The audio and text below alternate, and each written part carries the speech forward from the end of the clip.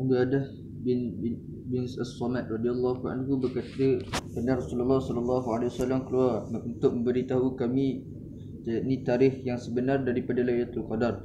Malangnya pada ketika itu pertelagahan telah berlaku di antara dua orang Islam yang mana baginda pun bersabda, "Aku keluar untuk memberitahu kamu bilakah malam Lailatul Qadar itu." Tetapi oleh kerana dua orang telah bertelaga, penetapan tarikh yang sebenar telah diambil kembali. Barangkali yang demikian itu adalah lebih baik bagi kamu, maka carilah dia di antara malam-malam ke-9, ke-7 dan ke-5.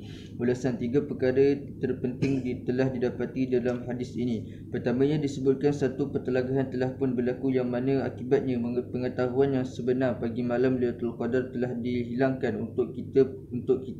Pertelagahan selalunya menyebabkan kita kehilangan rahmat. Satu ketika Rasulullah sallallahu alaihi wasallam bertanya kepada para sahabat radhiyallahu anhum, "Sukakah aku memberitahu kepada kamu setengah daripada amalan yang terlebih baik daripada solat, puasa dan sedekah?" Para sahabat menjawab, bahkan Rasulullah sallallahu alaihi wasallam kemudian bersabda,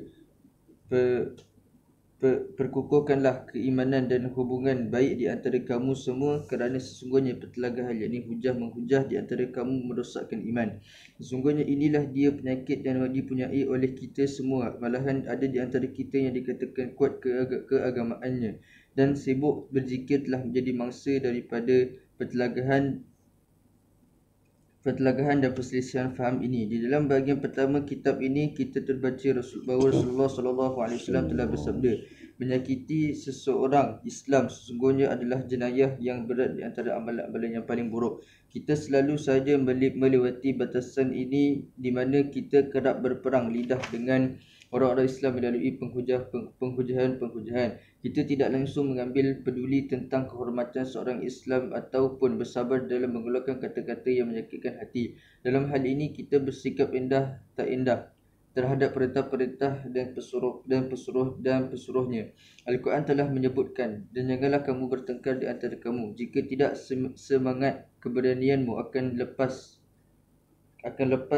lesap dan kekuatanmu akan hilang." Sekarang adalah menjadi tugas kepada mereka yang seringkali menyakiti dan merosakkan kehormatan dan kemuliaan orang lain untuk duduk berfikir sejenak berapa banyakkah kerosakan yang telah mereka lakukan ke atas diri mereka.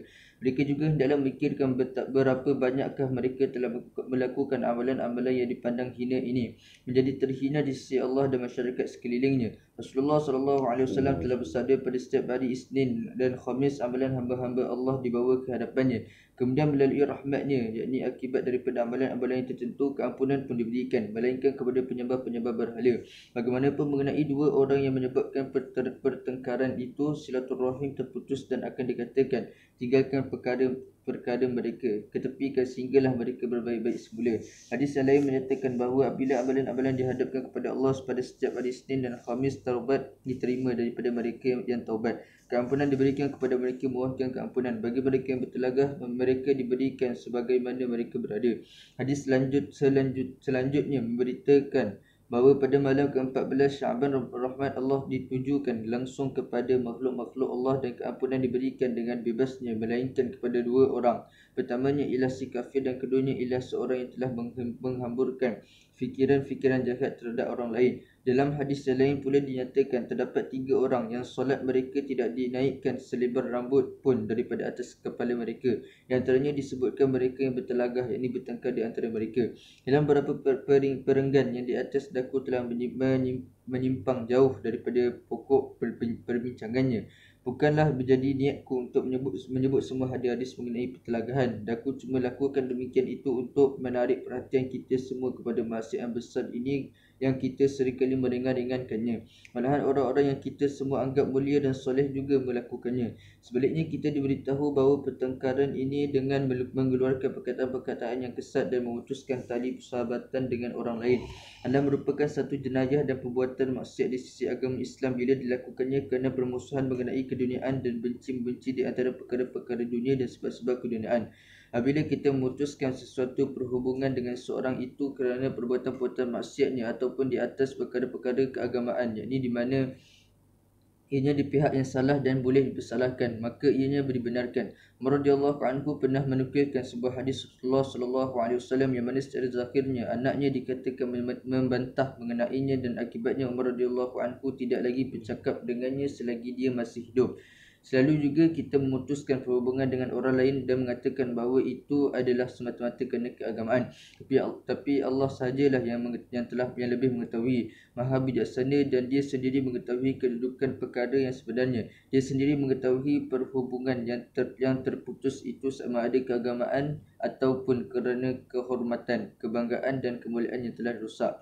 Kedua perkara yang terdapat dalam hadis yang sedang diperbincangkan ini juga menarik perhatian kita kepada satu kenyataan bahawa manusia hendaklah berasa puas hati dan senang hati bagi menerima kehendak Allah di dalam segala hal. Misalnya, walaupun telah dapati kehilangan pengetahuan mengenai tarikh Lailatul Qadar yang sebenar yang merupakan kehilangan rahmat yang besar. Ini terpaksa diterima dengan dada yang terbuka dan hati yang lapang kerana ianya adalah daripada Allah juga. Itulah sebabnya Rasulullah SAW bersabda, adalah lebih baik bagi kita yang sedemikian itu. Seorang itu hendaklah berfikir sejenak mengenainya. Allah sentiasa mengasihi hamba-hambanya. Walaupun seorang itu ditimpa malapetaka besar perbuatan maksiatnya sendiri, ia semestinya lah merayu kepada penciptanya dan mengaku kelemahannya sendiri. Dengan ini malapetaka yang sama itu akan mendatangkan kebaikan yang besar.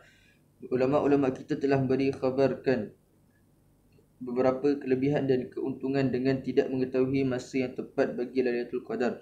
Pertamanya, seandainya kita mengetahui masa yang sebenar daripada malam yang dirahmati itu, maka akan kedapatanlah ramai orang yang tidak akan beribadah kepada Allah langsung di sepanjang tahun atau di lain-lain malam. Mereka akan hanya menunggu ketibaan malam yang dimaksudkan itu bagi melaksanakan amal ibadah mereka. Berkeadaan seperti sekarang ini, yakni di mana kita tidak diberitahu tarikhnya yang sebenar, maka seorang itu terpaksalah berjaga untuk beberapa malam buat beribadah dengan harapan semoga Lailatul Qadar itu jatuh pada salah satu malam. Ini bermakna lebih banyak malam lagi buat beribadah kepada Allah, dan akibatnya lebih banyak pula lah ganjaran yang akan diterima. Keduanya terdapat di antara kita mereka yang tidak dapat mengelakkan kemaksiatan. Betapakah berbahayanya dan ruginya bagi mereka ini yang walaupun mengetahui bahawa sekian malam adalah malam Lailatul Qadar, tapi masih lagi terus bergelumang dengan dosa dan maksiat. Pernah Rasulullah SAW masuki masjid dan melihat seorang sahabat yang sedang tidur di satu sisi. Baginda berkata, Ali radhiyallahu anhu, bangunkan dia supaya dia dapat mengambil wuduk. Ali radhiyallahu anhu melakukannya dan kemudian bertanya kepada Rasulullah SAW, Ya Rasulullah, Tuhan selalu bersegera di dalam melakukan amalan baik. Mengapa Tuhan tidak kejutkannya sendiri? Untuk ini Rasulullah SAW menjawab, aku takut bagi pihak dirinya bahawa orang ini mungkin menolak dan penolakan di atas suruhanku adalah kufur.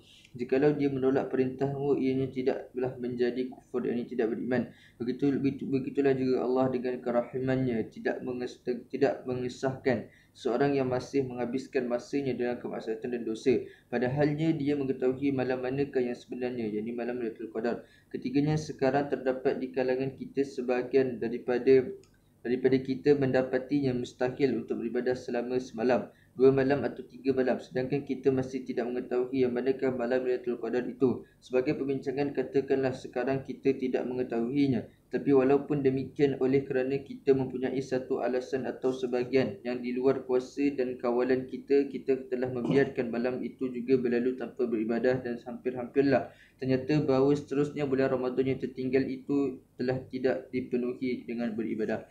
Keempatnya, setiap malam yang dihabiskan dengan beribadah bagi mencari Lailatul Qadar adalah merupakan malam yang akan diberikan ganjaran yang berasingan. Kelimanya, kita telah terbaca bahawa Allah akan berbangga kepada malaikat-malaikatnya mengenai mereka yang beriman yang berusaha dengan giatnya buat beribadah pada bulan Ramadan sekarang. Apabila mereka ini menghabiskan lebih banyak malam lagi buat beribadah kepada Allah, maka banyaklah lagi terdapatnya peluang untuk dibangga-banggakan. Walaupun mereka tidak mengetahui malam Lailatul Qadar yang sebenarnya, dan sesungguhnya mereka mempunyai pengetahuan yang sama-sama mengenai masanya yang tepat, masih juga mereka berusaha dengan giatnya buat beribadah kepada Allah siang dan malam. Jikalau di dalam keadaan tidak mengetahui, mereka masih mau beribadah, apatah lagi jikalau mereka mengetahui masanya yang tepat. InsyaAllah.